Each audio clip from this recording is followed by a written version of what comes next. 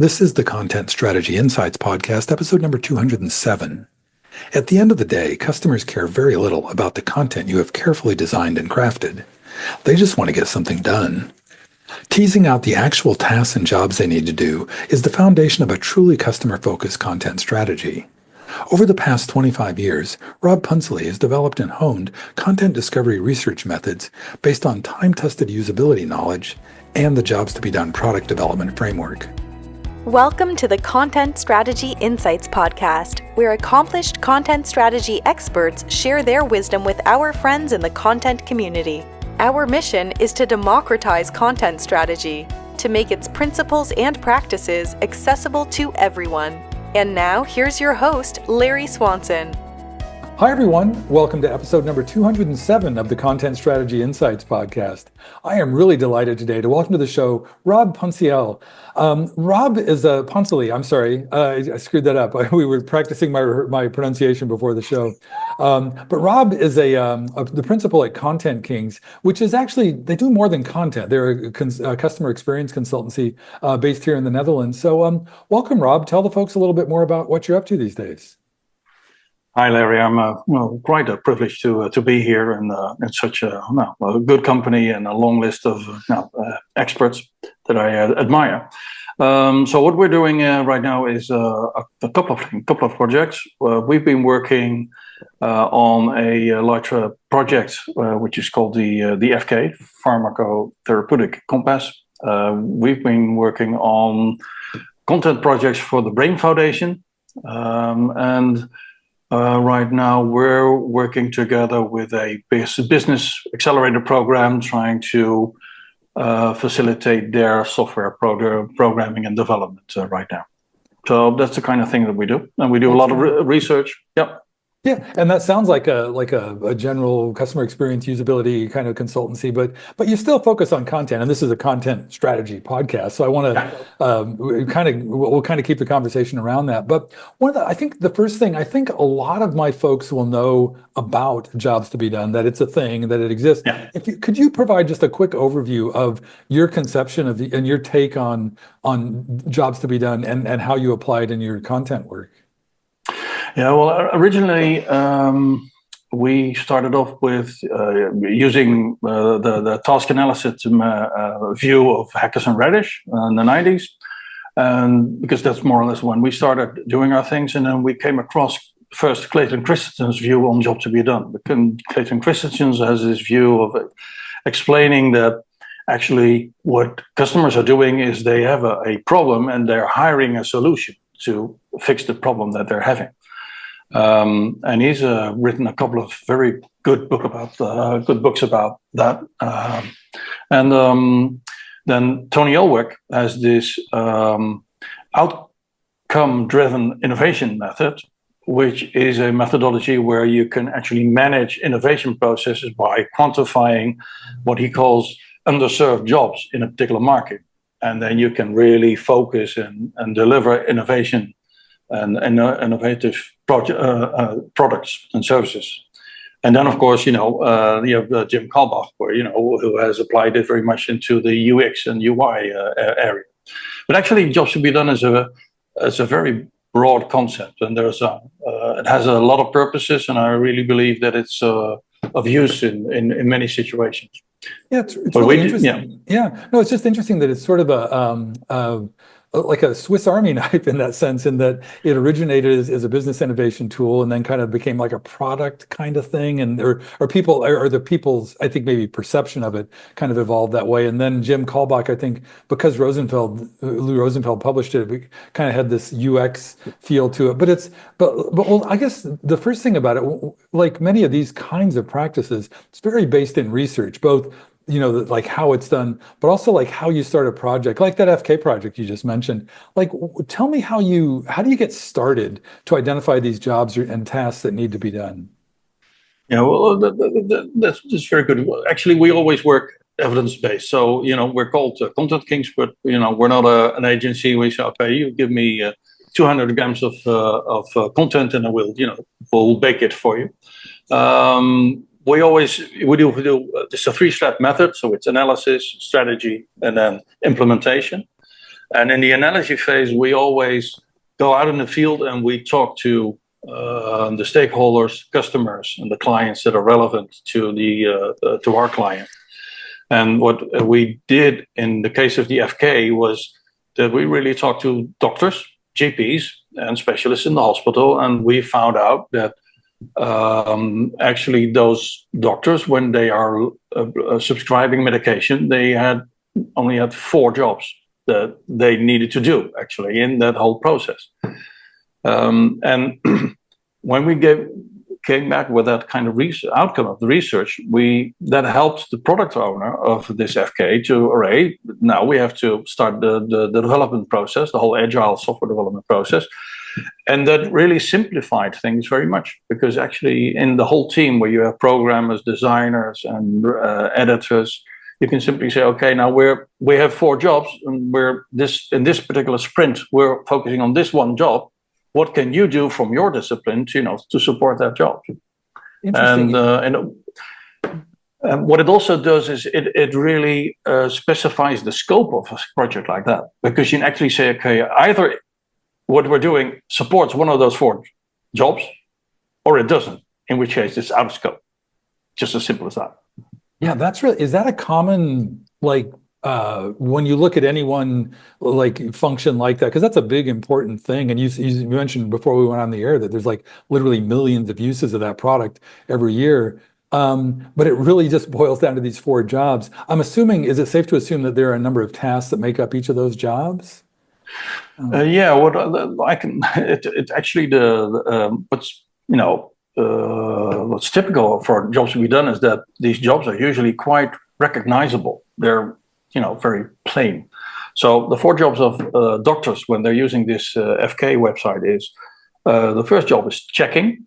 Actually, it's verifying whether or not they can prescribe this particular piece of medication. And there are subtasks in these: dosage, interactions with other medications.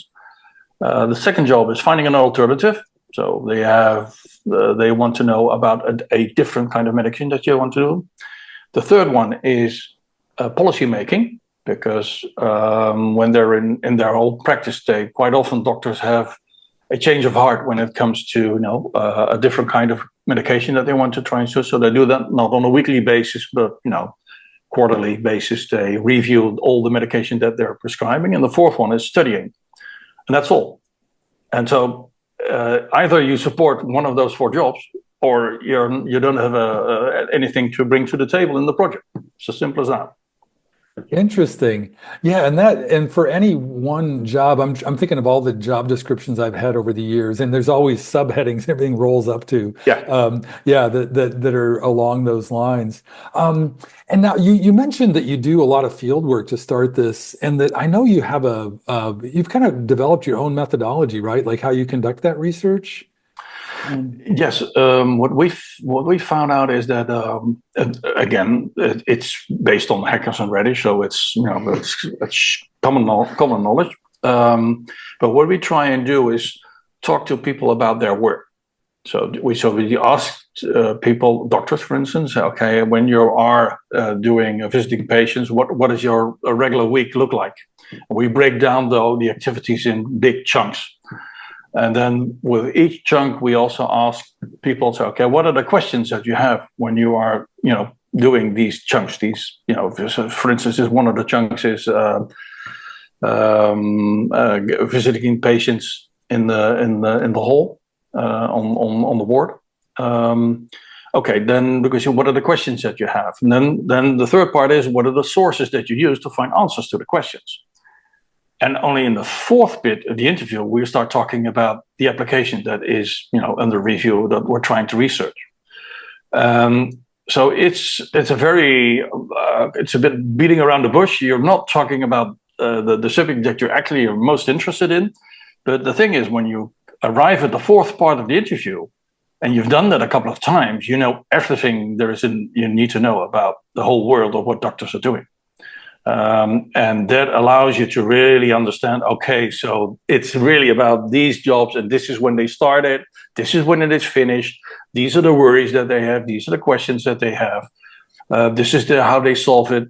For instance, this checking used to be only a website only. Right now, it's also on the mobile phone. So you see, it's the jobs stays the same, but the solutions and the technology that it's involved can change. Yeah, and that's also a Christensen claim. Yeah, no, but as you were talking about that too, I was just thinking of the human interaction that's going on there. That the fact that it sounds a little recursive, like you're kind of revisiting stuff. But by the time you get to that point of talking about the thing you actually want to talk about, is it as much about the rapport that you've built with them and the comfort that they have, or are you exactly? Sort of, yeah, and it's and plus you're piecing together in your head like all of their concerns. I've had juniors trying to follow up this research, and they short circuited. it's so difficult because you really have to. You're talking to somebody. You have to be credible. So you have to show that you understand what they are doing, more or less. They are the expert. You are not, but you have to have some credibility. You have to take notes. In the Hackers and Reddit book, they say, you record things, you just transcribe things, but modern consultancy, it's transcription, and reading back the transcript is time consuming as well. So you do a lot of part of the analysis you do on the spot. You're on the spot thinking about, okay, what are they saying? What are they not saying? And what can I do? What can I deduct from it? The last interview that I had, they said this and this. Oh, so I need to follow up with this and that. There's a lot of going on that you're doing it during the interview. And that helps you pinpoint right to the points where in the end you come up with the jobs. So in the last interviews, you are more or less validating some of the stuff that you have been dinging up in the first interviews. Yeah, it's definitely senior stuff. Yeah, I was going to say, in terms of our practice, though, like I know that a lot of my listeners are more junior and may not have that sort of, because I do a lot of what you talk about all the time, and I know that sort of like it's kind of a mindset, but it's also just like a lot of experience is built up over the years that gives you little pigeonholes to tuck things into. But do you remember, can you think back to like how you got started with it? And like if somebody wanted to cultivate and develop that skill, like have you thought about like how you could do that? Yeah, actually when we have vacancies, and we've had several applicants, and I think the most important tool that people should have is plain old curiosity. Be curious. And you keep asking yourself questions. So why this person is saying this, but he's not saying that? And so you do your homework. If certainly nowadays online you can find out almost anything about someone. So you can find about the person, the organization he's working on, how long he or she has been there. What do you think that their worries are? What keeps them awake at night? And that's your mindset already when you're going into the interview. Then, and there are a couple of certainly when you're starting off, you have also a number of pitfalls. So things that you shouldn't do. So don't ask stupid questions. So like don't come the credibility part is important. The credibility, you have to, you don't have to pretend and say, no, I'm a medical expert. No, you're not a medical expert. You're just a researcher, but you are very curious about what this medical profession looks like, and so if you build up this kind of interaction and you ask can you give me an example of that, or why is this? I'm trying to understand what is it exactly. Can you explain? Please do this.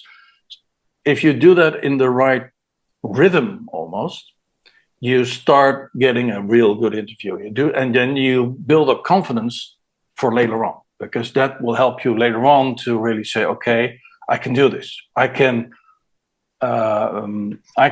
make people talk about their job longer than they wanted, and they can tell me more than they anticipated. Also, there's this magic trick at the end of the interview. Always, be mindful. The interview isn't over. When you stop recording, then the interview is not over. The interview is still there. Always be alert for the last drop of coffee. Yeah, there's always something you discover after the end of that. That's a whole, as you're talking, I'm like, God, that's a whole, like, not even a workshop. That's like a ongoing professional development, career-long Yeah, thing that you could always be working on. But one of the benefits of that approach, we were talking before we went on, is about the confidence that that gives you when you go into meetings with your collaborators and other stakeholders, and you talk about like, okay, these are the jobs that need to be done because you've conducted the research in that way. I guess because I get that that would give you a lot of confidence as you go into that meeting, but how is it better than other ways? You're like, I'm assuming you tried other things over the years and have kind of settled on this. Is that a safe assumption? Or? To be honest, we've always, because we focused quite often on the field research bit, and that has always given us so much evidence and confidence in dealing with the steps later. Like I said, the first step is analysis. The second step is strategy, and we do that together with the client. And we're trying to develop a content strategy where we're focusing around these jobs. And then it helps if you have, examples, you have quotes. Mind you, when you're doing the interview, and it's all about the magic quotes. and you know it. The moment the person says this magic quote, you say, "Oh, right, this is the one," because the magic quotes will open the eyes of your client. It will make them see, hey, this world is not the way we think it is. It's out there, it's different. And that gives you the whole, when you're in a workshop, the design thinking workshop, as we do, it gives you a different mindset. Helps you, it opens the mind of people. Say, okay, now we really have to start looking at this perspective, the job perspective, and say, what can we do to support that particular job to be done? Yeah, and that's such a common thing is like, because everybody you work with is good at their job and they've figured out a lot of things, but sometimes they get a little overconfident and you have to come back with actual customer data and go like, well, actually, the world really works this way and we can show you. And then that's when you drop that magic quote and they're like, oh, that's right. Yeah. And so that's also why it definitely needs to be important, the selection of the people that you talk to, because your client has to be convinced that they are the people that they work for. Yeah. As you're talking about this, a lot of this sounds like it's in the same family as like, customer journey mapping, persona development, task analysis, and all those kinds of things. Yeah. How does and your work, and I get when I asked that question before about your methodology, well, of course, you've been doing this since you started. So you figured out early on, like, yeah, this just works. Yeah. We'll keep doing that. But you've looked, I know you know about and have done like customer journey mapping and things like that. How would you contrast this approach that you have with like kind of a service design or UX-y approach to task analysis and persona development and journey mapping and that kind of thing? Well, I would say that to start off with the journey mapping things in my vision, it's the vision that we have at Content Kings. A journey map, a customer journey map, is just a job to be done, but then written down in time, developed over time. And I always like to joke about customer journeys because in reality, I don't really believe that there's any customer that is really going on a holiday or something like that. There's no customer that really has any plans to go on a holiday. The customer has a problem, and for that particular problem, he's looking for a solution. And it could be that, if his one solution is found and there's another problem in each solution, that the two jobs are connected, but in no way that is a kind of a journey that exists in the mind of the customer. It's convenient. We all talk about it, and even at our company, we talk about customer journeys. But you should bear in mind that it's something that exists in our mind, but not in the minds of the real customers. That's so interesting. Have you given any thought? Because I'm thinking of like salespeople have their funnel, and a lot of people like the journey model. And the way you just said that, it's like they're not thinking that they're on a journey. They just want to hang that picture on the wall or fix that problem, whatever it is. Are there other metaphors that you kind of use in your own head to organize? Yeah, well, what I also like to explain to people is that I think that we're oversimplifying quite a lot of interactions and relations online because we always tend to look at the sales processes. Okay, there is a customer and there's a salesperson or a sales system that's trying to sell something. But in the end, there's so many different ways of having an interaction with all kinds of institutions. And that could be that you're talking about you're a user and you're actually interacting with a system. That's a different kind of interaction.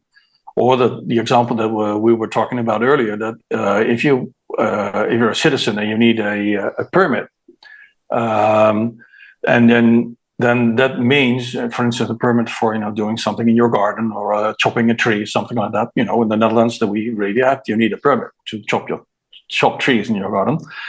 So I always try to explain to people working at the government and say, okay, so what do you think that people interest when they're looking for this permit? And I explain to them, nobody's interested in your permit. I want to cut my tree. And so if I would only look for any information if somebody comes up to me and say, hey, careful with that, you need a permit. And if you look at that from that angle, and then we'll say, what would be the first two questions that you're having when you want to cut down the tree? And that's not the whole regulation or why the permit system is there. You just want to know, what are the chances of being caught, and how much is the fine that I get when I am getting caught? So that really, and you're talking about content again, that really creates quite a different format for the content page if you're trying to write about permits. That's right, because if you're just a government bureaucrat explaining how the permitting process works, nobody cares. Nobody cares about that. It's cares. Like, am I going to get caught? That's probably the top question. Now I love that switching around. So I hope that maybe we can leave this part of the conversation with people just thinking about different metaphors to guide like how they think about organizing, because so much of this is just about like what you just said. It's like aligning mental models of an activity in the world, and that government bureaucrat is going to think about it way differently from the guy who just wants that ugly tree out of the backyard. Yeah, interesting. Hey, that kind of reminds me of like there's sort of the legal and ethical things going on there.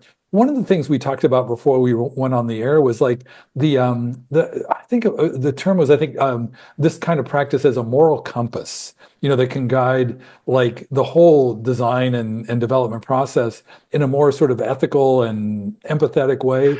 Can you talk a little bit?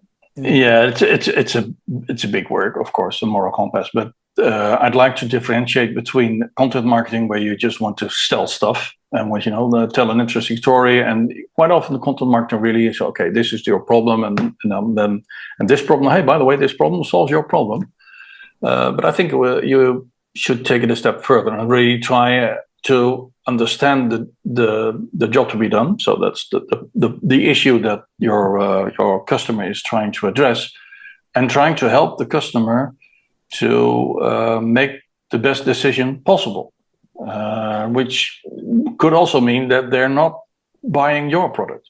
I think in that aspect, it's also an ethical choice to say, okay, now I'm interested in the job that a person has, the job to be done, because that will enable me to not only promote myself, but to also to really empower the customer to make the right choice. Yeah, I guess you're reminding me, in the United States, there's a real extreme example of that. There's an insurance company, I think it's Progressive Insurance, that has like a rate calculator on their website. And sometimes it'll show that another insurance company has lower rates. And it seems like you're probably building a lot of credibility with that kind of. That's exactly what I mean. Because in the end, what people say, okay, is this what I think it is? And then, okay, they really build up credibility. That's true. Yeah.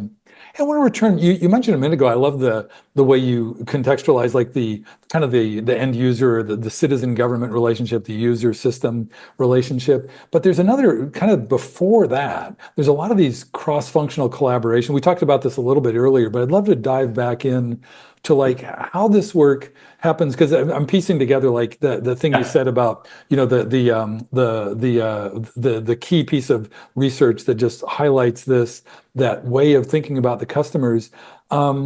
What other benefits to cross-functional collaboration come out of this approach?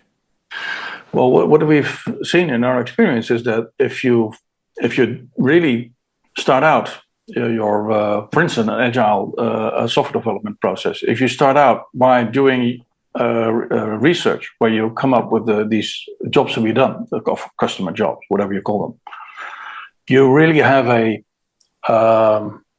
you have your priorities set out for you for the whole thing.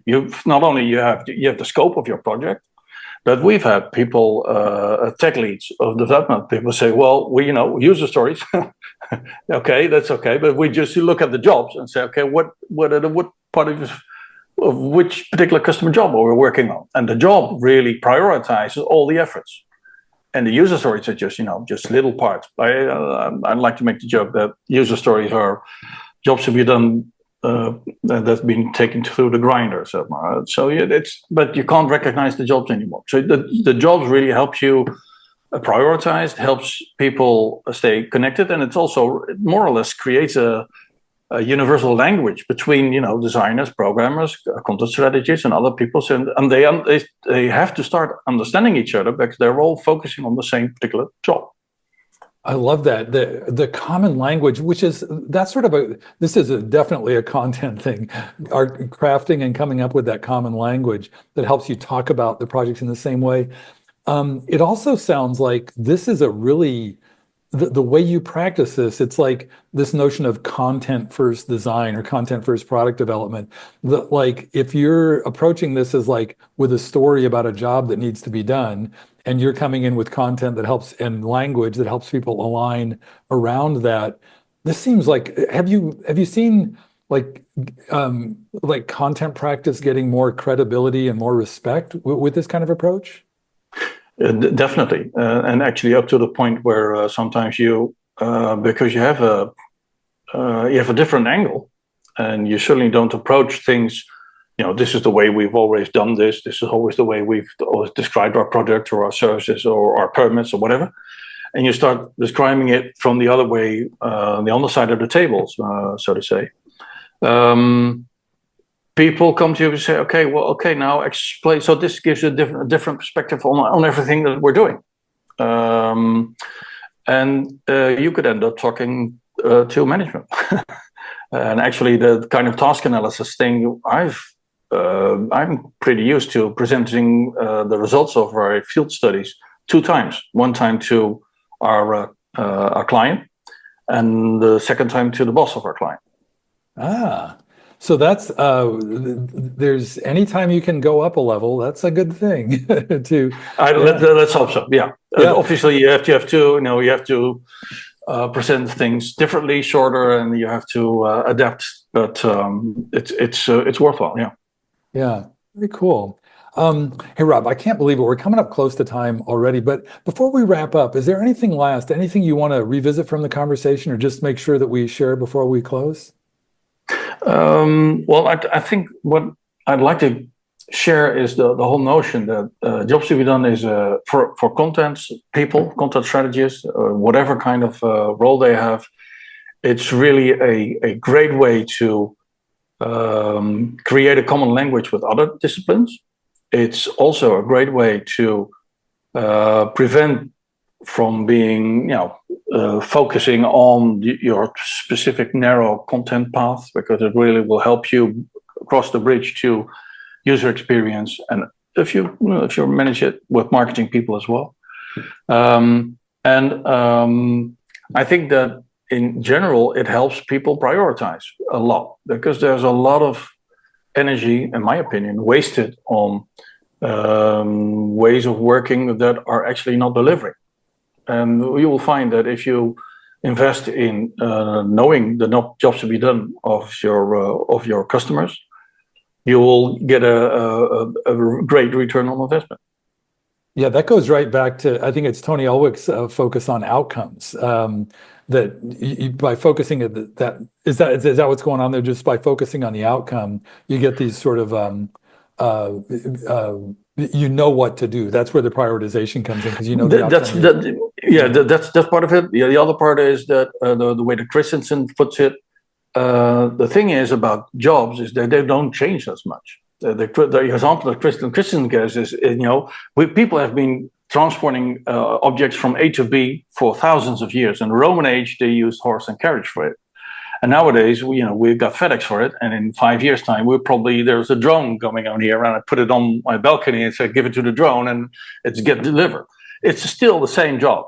It's a different technology, but it's still a same job. So the other real benefit, and it's good that you mention it, is that it's quite sustainable. If you invest in job, we've had clients that we developed strategies, and they've not basically changed for 8 years. They have changed in the implications of it and the implementation of it, but the jobs and the strategies remain the same.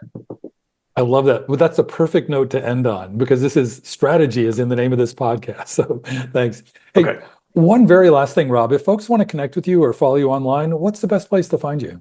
I'm always like to connect on LinkedIn. Obviously the website, contactkings.eu or contactkings.nl. But LinkedIn is, I'm there, and I love to chat with all kinds of colleagues and professionals around the world. Excellent. I'll put those in the show notes as well. Well, thanks so much, Rob. I really enjoyed this conversation. I really enjoyed it as well. Thank you so much, Larry. Thank you for listening. If you can think of a friend who might enjoy this episode, please share it with them. And please join us again for our next content strategy interview.